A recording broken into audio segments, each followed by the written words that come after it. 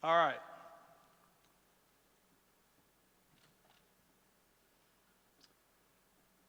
"36 years I've been doing this. 20, 22 at BYU, 14 as the head coach, and today's the day that I'm going to retire. I've had a chance to talk with the players and encourage them, move forward, and tackle the challenge that's at hand. But most of all, I've had a chance to how lucky I've been. I'm 61 years old, and I still haven't worked a day in my life. Coached so many great players, so many teams, great teams. That's probably what I'll miss the most. I'll miss the most of on, and I'll be on another team. I'll be on the team with my wife and with Cheryl, with my grandkids, and I'm going to make that just as good as we made this. I've always felt like these are all numbers, just numbers on a page. And people tell me that they're at times pretty impressive numbers. But what I'll always remember are the players, the relationships that I've had with the guys, the coaches. That's one of the things that I'll really miss. These coaches are my best friends, and they have been. I talked to every one of the coaches that have worked for me this morning over the years.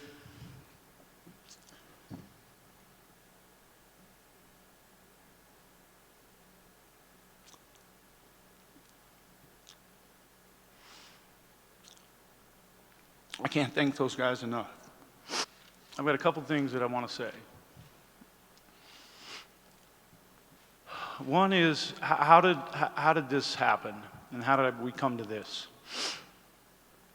I've had 10 years of what some doctors have said, you're playing on house money, and the house money's been really good to me. And I kind of have three coaching pillars for me. One is my mind, a coaching mind, my body, my physical body, a coaching body, and then what I consider to be a coaching soul, which is my heart. My mind, I fought for years.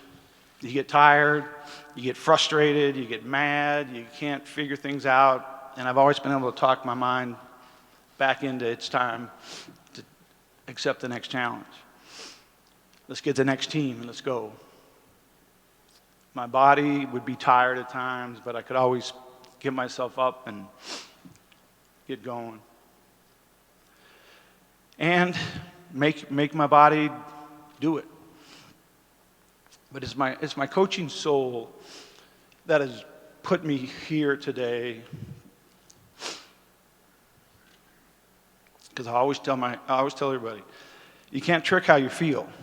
You can pretend or you can ignore it, but you know inside how you feel.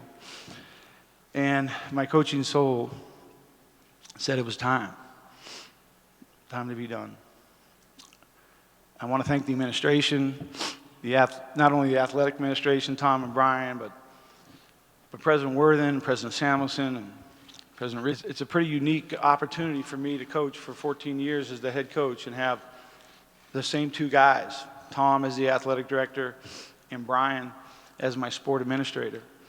And to be able to do that is a real... I want to thank the staff members. There's so many people who have made this work. From my athletic trainer, I think Rob Ramus is my athletic trainer, and he's the one guy that has been, besides the administration, that has been with me through every team. And, obviously Tim Lacombe was here for 12 years, and Terry was here since my first year. Dave Rice, I talked to Dave this morning, John Wardenberg, talked to John, talked to Walter. Cody Feger, Mark Pope. I talked to all these guys this morning, and this is what I told him. I said, I got to meet with the team this morning, and then I got to meet with the media in the press conference, and I have the banquet tonight. And I don't really know what I'm going to do tomorrow, but I'll promise you it's better than what I'm doing today. And that's from my heart.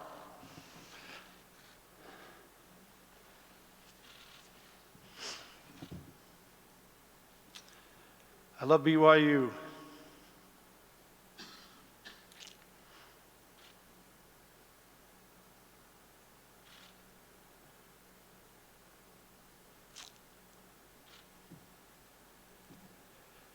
And I love all these players.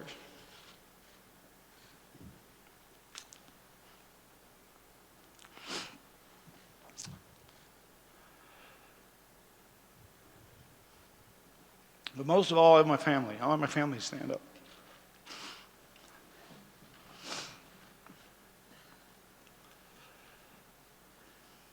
Let's give my family a round of applause.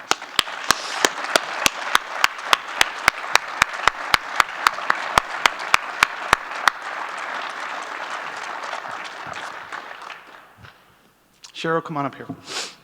These people have been through a lot. First week I got here, 22 years ago, we had had a kind of a tough season before that, Coach Cleveland.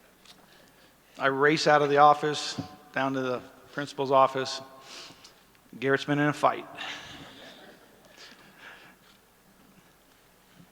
The funniest thing about the whole thing, I told him they're right. I said, gee, you can't fight. You can't fight yet, okay? You can't fight. Cheryl, you say a few things. Okay? Excited for what's next for us. To sad that there are so many, so grateful for the opportunities that we've had to be here at BYU, to experience this place, to experience. They are such good kids. We are forever grateful for them. I think the other thing for Meek, but there was one gentleman that wanted, from the media, that wanted to ask me a question, and the question that he asked me was if I was excited for the opportunities that we would have to serve. And I remember thinking that was such a weird question. Like I don't know, I thought we want to talk about basketball. And I think for Dave and I, that has been a truly, and we can help raise money. And obviously cancer is something that has affected our family deeply, and we have been blessed to be in a position where we could help raise money and further that effort. So grateful to so many people who have helped make that part of this a success for us, and most of you are here today. We're so I'm the biggest BYU fan there is. I hope you guys, Tom, you'll let us come watch some football games and baseball games and volleyball games, and yes, basketball games, but we love you, and I love this man. His job with no regrets because he has given it everything he has. He's left it all out there, and that's all he's ever asked his players to do, and that's what he did, and I'm very proud of him.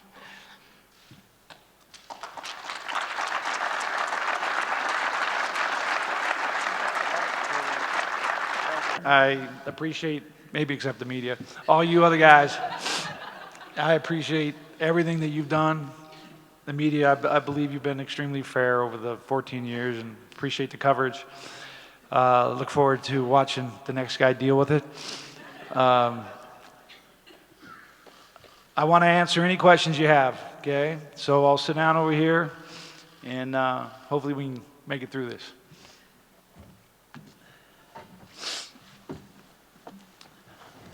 But you got to come up, state your name, serial number.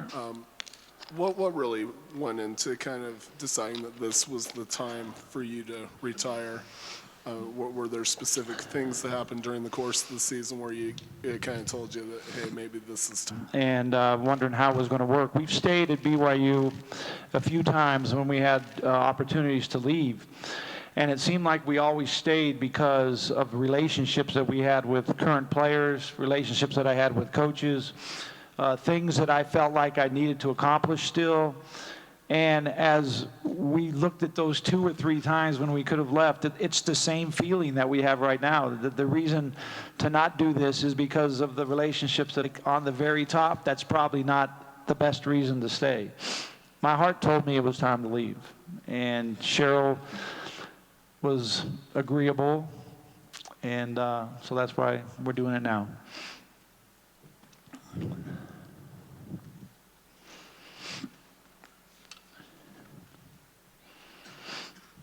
Jared Lloyd, Daily Herald. Thanks, Dave. Appreciate it all. Well, I felt for him. I feel for the coaches. We had a discussion, feel for them. I mean, they're happy for me. They're happy for my, opportunity to move on, and their families, and so are we. Cheryl and I spent hours, talking about houses. I mean, there's a lot to this, but the players are the hardest. But I was proud of myself. I did really good with the players. Never cracked. Like I've cracked here. And all you guys are going to put is all the times I cracked. Just get a nice picture of me, all right, looking really happy, and put that out there. All right, next question.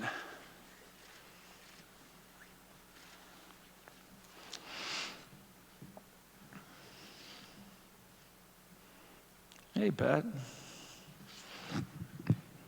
Patrick Kinahan, formerly the Tribune, now I do a little radio. Yep. I can remember when you get that opportunity and you do this marvelous job for all this time. Outside of maybe winning it all, during your time, which you thought you weren't at a point you weren't sure you were going to get it, and now that you got it and it's done, did you do what you wanted to do? Well, that's why I feel, and I say this with a full heart of truth, and I feel like I'm the luckiest guy ever. I got a chance to coach at a unbelievable institution that has tremendous, with any regrets at all, as far as how hard we worked, how hard we tried, how we tried to do it the right way with the right people. But I will leave here wishing we had done a little bit more. And I played in the Final Four, and I wanted to come here and get our team to the Final Four, and we came close one year. But it didn't happen for us, and that'll be something that I maybe, hopefully, can see another guy come in here and get it done, because these kids work hard, and these fans cheer hard, and these actually push through and actually get that done for us. Congratulations, Dave. Hey, thanks, Pat. Aaron Fitzner, I'm with the Daily Universe. First, thank you, the media. We love you. This isn't a good day. Legacy is hard for me. I think legacy is. There's some things I'll be really, really proud of, that I am really proud of, and 98% of them have graduated with a degree, in whatever degree they want, not a degree that the basketball program. The ability to have a successful team every year. It's hard here at BYU. There's so much, the kids used to all come in for a year, and then they'd leave, and then come back for 3 years, and then they started to go on their missions, or, before they played, and then came back and played successful teams. And I think every year, I tell my players this every year, that it ends and we want more. In the locker room in Philadelphia, and when it ended in the locker room in Anaheim, and when it ended in the locker room in New Orleans, you always want more. And that's, I think, what, my goodness, that was pretty good. And hopefully that's what that I'll be able to do a little bit more of. Man, that was pretty good. I'm really proud of the fact that we got the annex, your support. The way you talked about our program around town, and got people interested in helping, and the remodel of this arena, which seems to this side, and we had half the building blue, and then we had the full building blue, and then we kind of reorganized the ticket structure, and all to do all those kind of things. You have to have good teams, and I hope people just really had fun watching our teams play.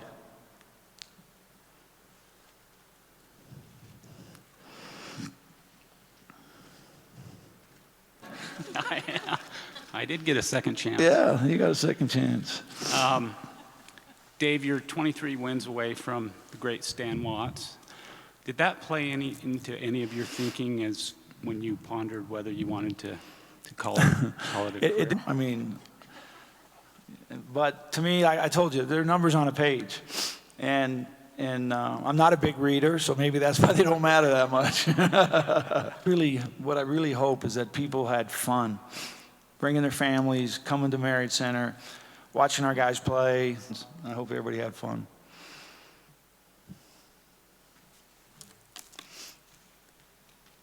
You've worked with. What are those conversations like, and what did it mean to you to hear from those people? What do you take for that? Well, you know, it was really kind of fun.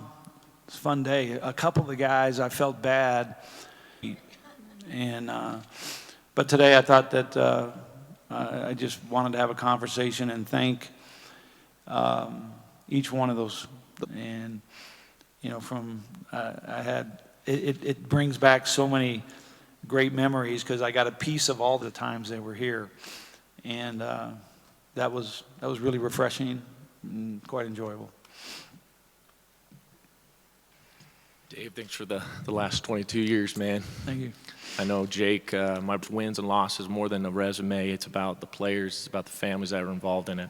Can you speak to specific moments, euphoric moments in your career here at BYU? Yeah, I'll tell you, I've told this story a few times, but mostly kind of reserved just for a year. And we were ranked, we just beat San Diego State at San Diego State on national TV. And I think and I called the captains into my office. And I have Logan Magnuson and Jackson Emery and the things that was probably going to happen, and that, you know, this player wasn't going to be able to play with us for the rest of the year. And they all kind of gave their reaction. And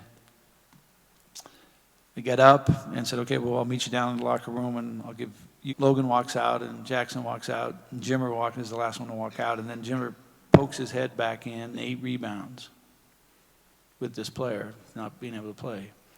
You figure out how to get the 8 rebounds, I'll get the 12 points. But there are so many stories of what, you know, I've been asked a couple times, hadn't happened yet. And so now we get to this point and dealing with their individual challenges, and then how they made it, how they overcame really. Thanks for putting up with the media, Dave. Hey, it's a necessary evil. And have even more success than you. We know BYU is a unique place. This is a unique job. What advice would you have for the next head coach? What would you tell them? Who is the next guy? And I do know this, but I kind of think that 4 out of the last 5 coaches here at BYU were hired without any Division I coaching experience. When you look at me, but there's a large.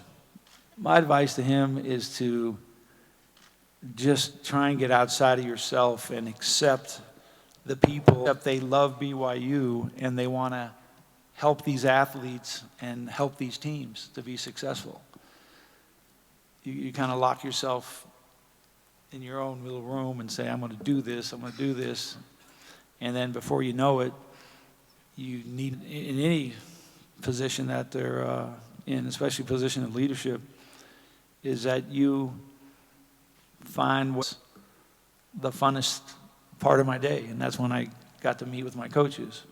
We'd have a staff meeting, and about the first 20 minutes of every staff meeting, we would make fun of it. We're all in a grind, knowing that we've all got a truck facing us, coming right at us. And we got to, I think, trying to find joy in your day in this challenge can really help you get through it.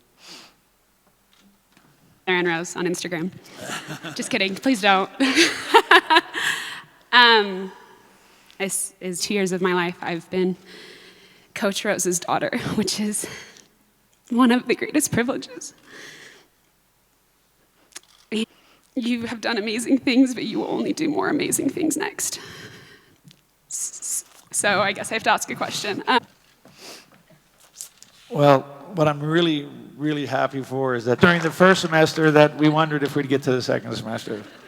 But she did great, and we're so proud of her.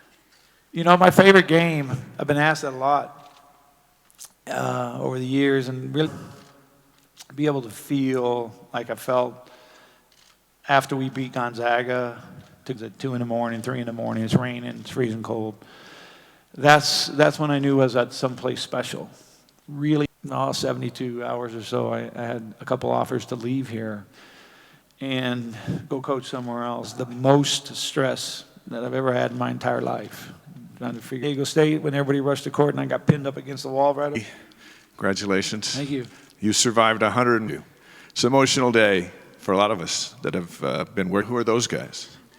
And where it is so loud that you're playing. One of the most, get a player in the building. This is a really special place. And I've tried, or whenever, and Australia one summer with you go home and something to me and I can't hear her, you know. Here's I think with jackhammers just for a long advantage for us. All right, thank you. It's a fun dance. It was one of the best. Thank you very much. Go Cougs.